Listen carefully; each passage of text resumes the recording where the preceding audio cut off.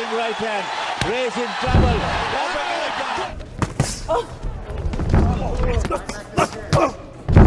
Rigondeaux. Few rounds, not taking a lot of.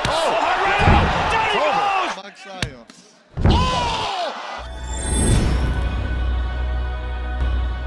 Kumusta at welcome back sa ating channel. Isa si Mart Magnifico Magsayo ang malakas ngayon sa Super Featherweight Division at dati naging WBC World Featherweight Champion. Samantala, isa-isayin natin ang mga Mexican warrior na ninockout ng ating kababayan na si Mart Magsayo. Taong 2015 ang unang Meksikano na nakalaban ni Magsayo na kung saan hinarap niya rito ang hambog na Meksikano na si Rafael Reyes na dumayo pa sa Pilipinas na ginanap sa Cebu City. Pinaglabanan ng dalawa ang bakanting IBF Youth Featherweight Belt. Sa round 5 ay dito binagbakan ni Magsayo ang Mexicano at tinapos ang laban. And Reyes go down. Reyes is hurt.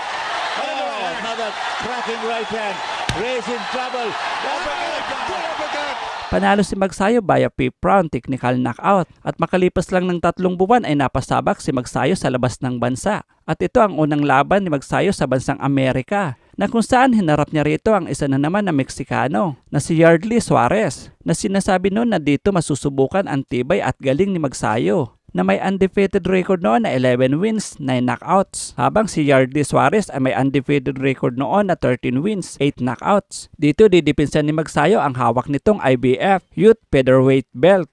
Sa round 1 ay nagpakitang gilas agad si Magsayo sa harap ng mga Amerikano. Kaya naman hindi nito pinaporma ang Meksikano at binakbakan ng kaliwat kanang suntok na naging pagbagsak ng Mexicano. Left foot again. Oh, solid. Oh, very good.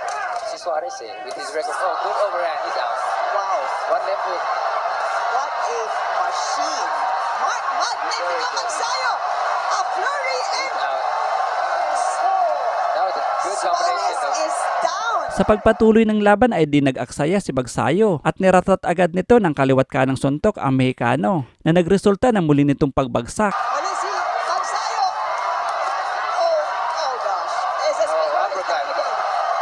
Second fight. Wala na. Panalo si Magsayo via first round knockout. Samantala taong 2021 nang muling mapalaban si Magsayo na kung saan hinarap niya rito ang Mexican fighter na si Pablo Cruz na may record noon na 21 wins, 3 losses at 6 knockouts habang si Mart Magsayo ay may malinis na record na 21 wins, 14 knockouts. Sa round 1 ay palitan kaagad ng malalakas na kombinasyon.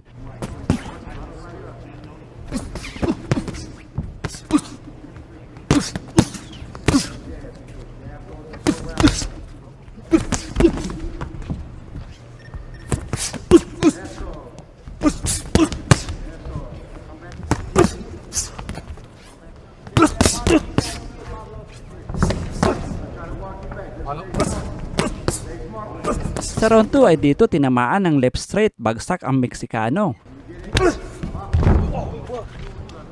7, 8. Sa pagsimula ng round 3 ay palitan ulit ng malalakas na kombinasyon ang dalawa. At dito tinamaan ng left hook, bulagta ang Mexicano. 7, 8. Sa pagtayo nito ay muling binakbakan ni Magsayo ang Mexicano.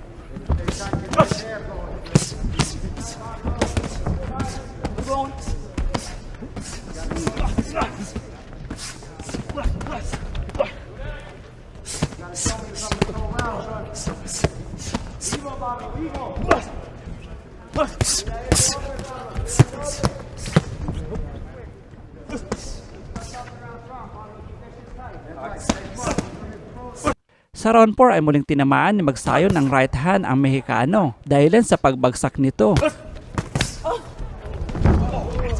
At agad naman inihinto ng referee ang laban dahil sa nabubugbog lang at duguan na ang mukha nito.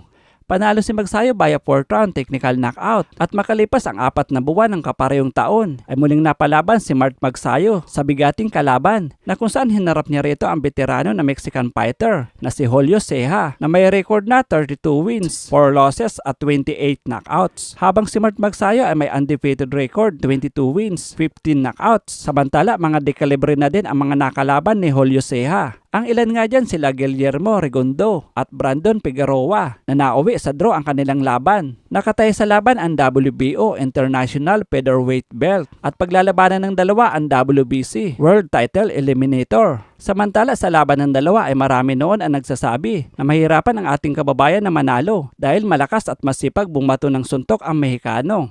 Sa pagsimula ng round 1 ay nagulantang ang lahat nang biglang pagbagsak ng Mexicano nang tamaan nito ng left hook ni Magsayo. He fought Rigondeaux. Oh, he got knocked down.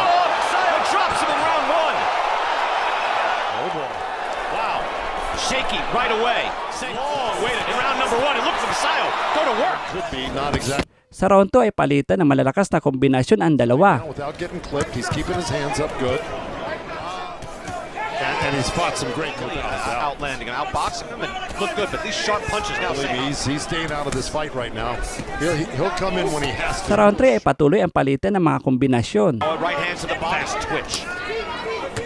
You and me, Brian. All right. I know, it's a linger shot. Look at this combination. A little 5-punch action from Magsayo.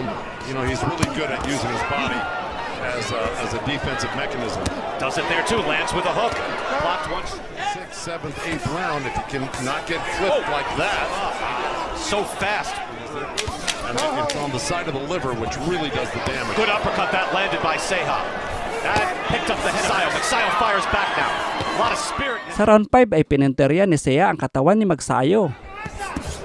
Yeah, he gave him a little taste of his own medicine. You can tell who the bigger man is. 6 on the 3 cards. Just a barn burner. In the gym and trains hard. So it's kind of a natural progression that he's at featherweight. There's something wrong with Magsayo. He'll fight back. But Dito ininda ni Magsayo ang mga suntok sa kanyang katawan, kaya todo cover at panayoko ni Magsayo. Kaya nakakuha ng tiyempo si Ceja na nagbitaw ng right uppercut at sinundan ng left hook na parehong tumama sa panga. Kaya napaluhod si Magsayo. Magsayo is buckled. Oh, and now he goes down. 5, 6. he's hurt. Withering shots from Julio. This was taking a little more air. His body was buckling. I'll tell you, he had landed, Ceja, 19 body shots. That round, Joe looked like a future world champ. Now he's getting busted up. Nice combination from Ceja. That's a bad shot. Man, marching around, firing off these. And here's Julio Ceja acting as the gatekeeper. You must go through me. Indianapolis and Detroit, he's 14-0. Got to win over the very game. Sa round 10 ay muling uminit si Magsayo at binakbakan nito si Ceja. At dito nagulantang ang lahat ng tamaan ng double right hand si Ceja na nagresulta ng pansamantalang pagkaidlip nito. Rounds not taking a lot of. It's over. Panalo si Magsayo by a 10th round knockout at matagumpay na nakuha ni Magsayo ang WBO International Featherweight Belt at nagkaroon ng pagkakataon na mapalaban sa isang world title. Samantala, December 9, 2023, na muling mapalaban si Mart Magsayo na kung saan hinarap niya rito ang isa na naman na Mexican fighter na si Isaac Abilar. Sa laban ng dalawa ay muling pinakita ni Magsayo ang bagsik at lakas ng kamao nito at muling ginulat ang mundo ng boxing. Sa round 1 ay umatake kaagad si Magsayo, ngunit nakipagsabayan din ang Mexicano. Don't know, and that's a right hand from Magsayo. Immediately, Lito's in trouble. Magsayo, his legs here early.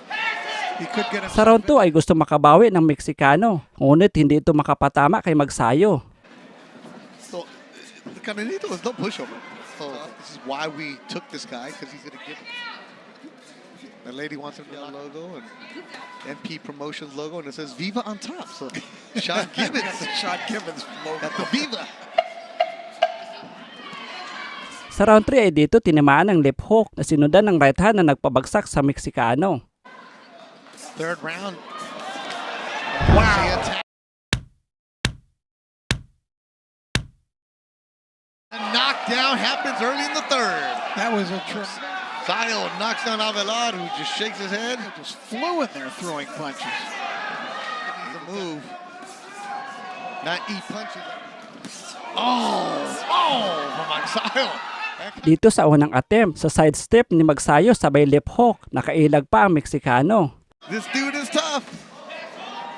Pero dito sa pangalawang sidestep ni Magsayo, di na nakaiwas sa pull ng left hook sa panga, tulog ang Mexicano. Want to trade with Magsayo. Oh! A huge KO! Magsayo has knocked out Canelito. Panalo si Magsayo via third round knockout. Anong masasabi mo sa naging laban ng ating kababayan? Ibigay ang iyong opinion sa baba at huwag kalimutan i-like at mag-subscribe sa ating channel. Maraming salamat po.